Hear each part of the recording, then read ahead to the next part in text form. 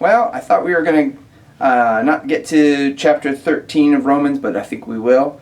And today's message is a good one as well, called Submission to the Authorities.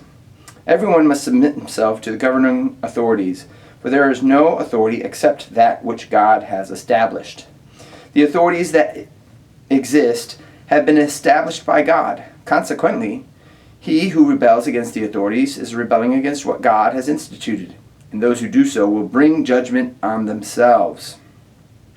For rulers hold no terror for those who do right, but for those who do wrong. Do you want to be free from fear of the one in authority?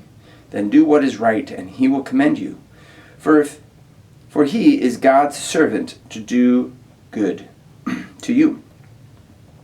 But if you do wrong, be afraid, for he does not bear the sword for nothing. He is God's servant, an agent of wrath to bring punishment on the wrongdoer. Therefore, it is necessary to submit to the authorities, not only because of possible punishment, but also because of conscience. Here again, we see Paul talking about conscience, and that conscience is given to us by the Lord. It's also interesting that Paul, in this writing, he's writing during the time of Rome, he is advising believers to listen to the authorities, that they're placed there by God, and to be submissive to the authorities. This is also why you pay taxes, for the authorities are God's servants who give their full time to governing.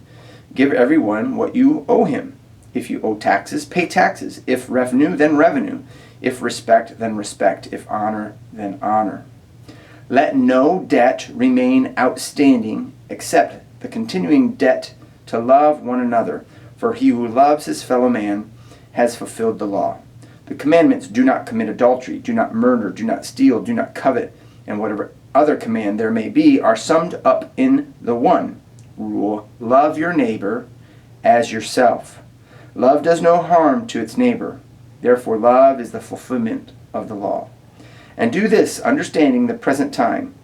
The hour has come for you to wake up from your slumber, because our salvation is nearer now than we have first believed. The night is nearly over. The day is almost here. So let us put aside the deeds of darkness and put on the armor of light. Let us behave decently and in the daytime, not in orgies and drunkenness, not in sexual immorality and debauchery, not in dissension and jealousy. Rather, clothe yourselves with the Lord Jesus Christ, and do not think about how to gratify the desires of the sinful nature. Accept him whose faith is weak, without passing judgment on disputable matters.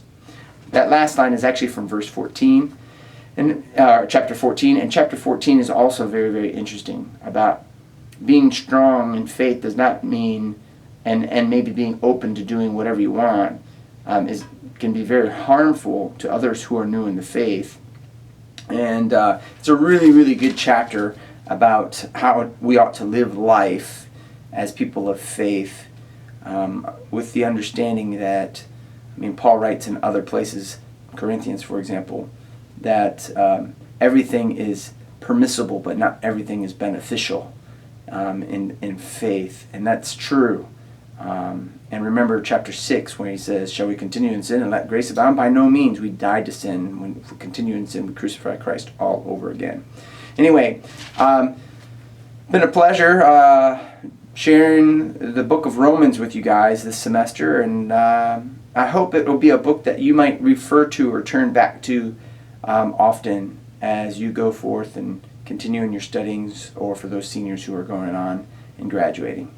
All right, take care, guys.